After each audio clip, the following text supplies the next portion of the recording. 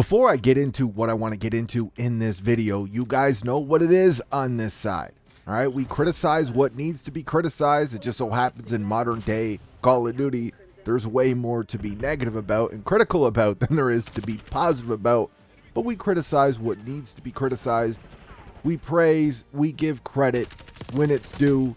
And this doesn't fix the mountain of problems that this game, this franchise still has. But in an upcoming update, the Terminator skin is getting nerfed.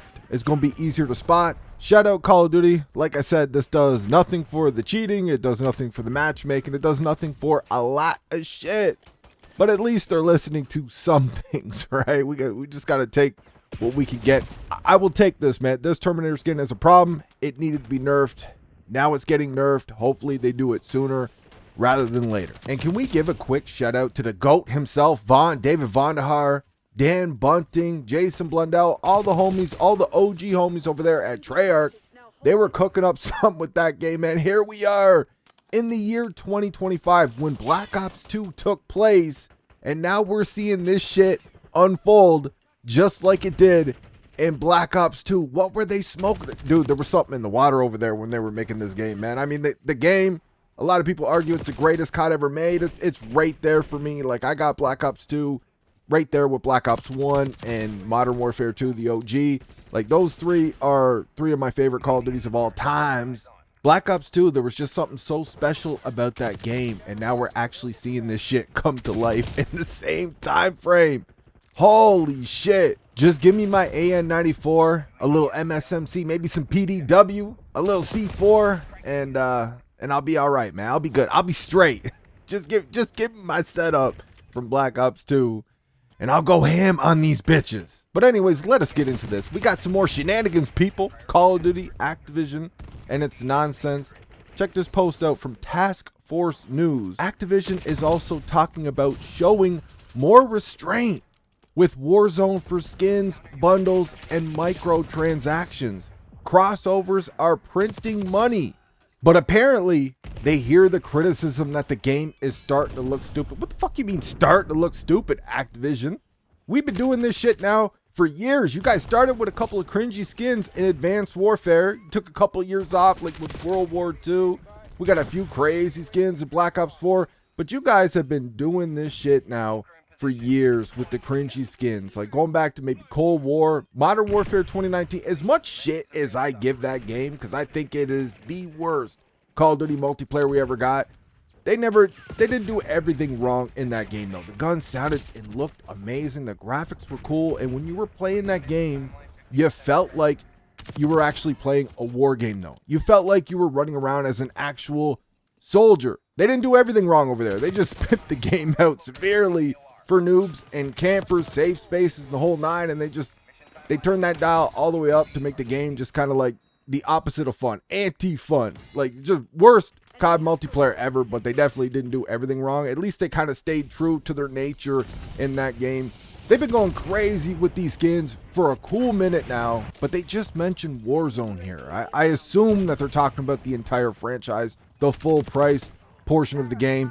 That would actually completely reek of Activision, though, if they nerfed the skins. They toned the skins back a little bit in the free-to-play portion of the game, but not the full-price portion of the game. They still kept them all there for $20, $25, $30 a pop in that full-price game. And these fucking beta males would all buy that shit, too, man, to look like a Nicki Minaj or a farting unicorn or a Teletubby, whatever other stupid-ass, not like... There's something going on over there with these developers. They have something for animals, dude. Like some of these people, they gotta have their hard drives checked or something. Like we got some people that need to be up on some charges for bestiality or some shit. Check this post out. This is from NH Hotel 6. Now these people are notorious for pimping out bundles. He goes on to say this could have been one of the most beautiful Milsim SAS skins in Call of Duty Black Ops 6, but the devs decided to add a bulldog head on it. What the fuck? Does he got glasses on? Like that skin right there. I guess this is a skin that's coming to Black Ops 6 soon. I don't think it's in the store right now. That skin is actually a dope skin though. This would be a skin that I would run to, that I would use for all my characters, man. Like I would just put this on and just leave it there. The skin is actually great.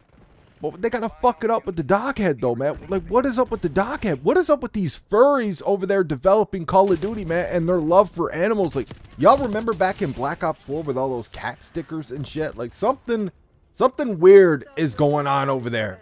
Cuh. But here's the original post from the Ghost of Hope where he talks about restraint with the bundles, the microtransactions, the skins. Talking about how it's printing money, but they're gonna show restraint. I smell and call BS on that, but he adds to that. Report, Activision and Raven Software are excited with the numbers they've seen for players returning and playing Warzone after the launch of Verdansk. The update has exceeded expectations. Steam charts show a little differently, but there's a lot of people out here fighting those Steam charts at this juncture of all junctures. Xbox Game Pass and PS Store numbers are off the charts compared to what they were. They have even seen an uplift in Black Ops 6 sales and downloads because of the update. I mean, that would explain why we are currently in yet another free trial for Black Ops 6 multiplayer and zombies. This game is doing so well, they want to give it away for free. That's good business. How many times already has Black Ops 6 been on sale? Never mind all the free trials, because we've had a lot of those. How many times has this game been on sale? We're talking about Activision here, who don't even want to give you like a camo anymore. If you get a free gift in the store, what is the free gift in the store, fam? The free gift is a double XP token. Don't know what it is. It's either weapon or XP or battle pass XP, but just one of those three. Like, you ain't getting anything good for free out of this company. They're giving away another free trial after this monumental franchise-saving update for Season 3. It got all these people back on the game. The numbers are great. They're excited with what they're seeing. It has exceeded expectations. And we have another free trial. And those Steam numbers, although they're way better than they've been, but that's pretty much been the bottom of the barrel, the Steam numbers are really not anything to be bragging about. And you guys know this has come from somebody who's been saying on this channel since we started talking about all this, that Call of Duty's never going to die. Call of Duty's not going to die until it kills itself. There's too many casuals, there's too many whales, it's not going to die. But to try to refute that the franchise is hurting still, you're lying to yourself, mate. You're in denial. It's just more cope. Speaking of cope, the Ghost of Hope with another post. People who keep bringing up Steam charts thinking it says anything valuable about the state of Call of Duty. And Keshav, you guys know the way this dude gets down. When he comes over here on his personal account, because he kind of keeps it neutral over there on Sir Charles Gillintel's official account. When he brings it over here, though, this is where he comes to, like, attack the community if they're saying mean words about Call of Duty that he does not agree with. But anyways, he keeps it a little more chill in this one. The problem with Steam charts is that Steam is the smallest Call of Duty platform. It's PlayStation, Xbox, then Battle.net, Windows, PC, and then the smallest group is Steam. So if Steam even seems a slight jump, that means the other platforms are doing pretty well too. Where are they getting these facts from? This is just straight pure COPIUM right here. Where are they getting these stats from? Like, where are they getting these numbers from? So they know for a fact it's Battle.net, right? The funny thing is, when I talk to people who play on PC, and I talk to enough of them, man, with this YouTube channel, a lot of people I talk to, they use Steam for everything, including Call of Duty.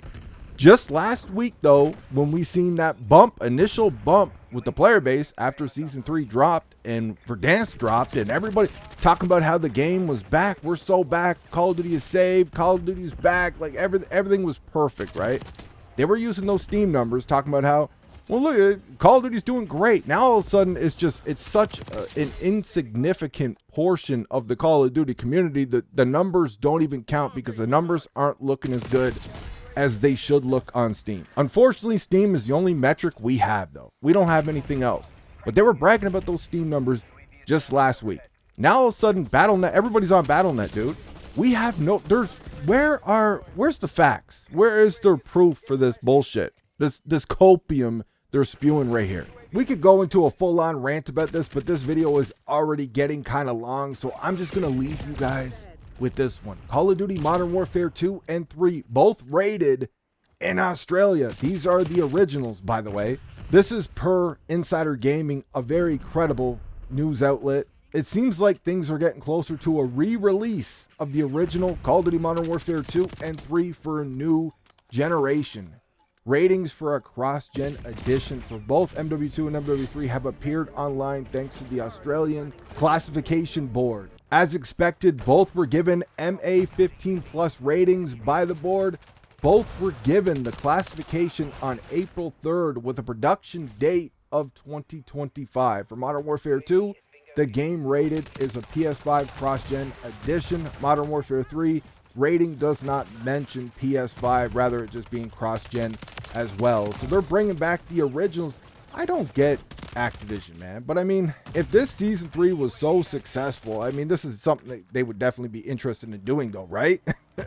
Listen, man, do we see people making arguments that the game is more dead than it actually is? I think we can all agree that we do.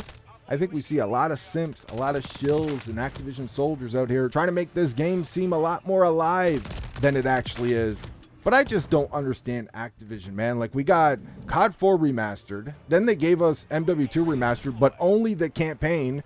We never saw World at War, Black Ops 1, Black Ops 2. Like, these are 3 fantastic games. Never mind the OG MW3 as well. We never saw any of those remastered or anything. And now here we are. We might be getting a re-release of the OG MW2 and MW3. Like, where's World at War at for this? Where is Black Ops? Because we can't play any of these games on the newest PlayStation, man. Like, we've been asking for this for a long ass time. You got to go to Xbox to play this shit. But even still, there's hackers all over the place with these games. So I'm not I don't know what Activision's thought process with a lot of this shit. But I think we can all agree if they're thinking about doing this, they're nervous of GTA, and the game might not be doing as well as a lot of these simps are making it out to be. I smell some BS and I smell some cope. That's all I got for this one. Let me know what you guys think in the comment section. I hope you enjoyed the video, and I'll talk to you on the next one.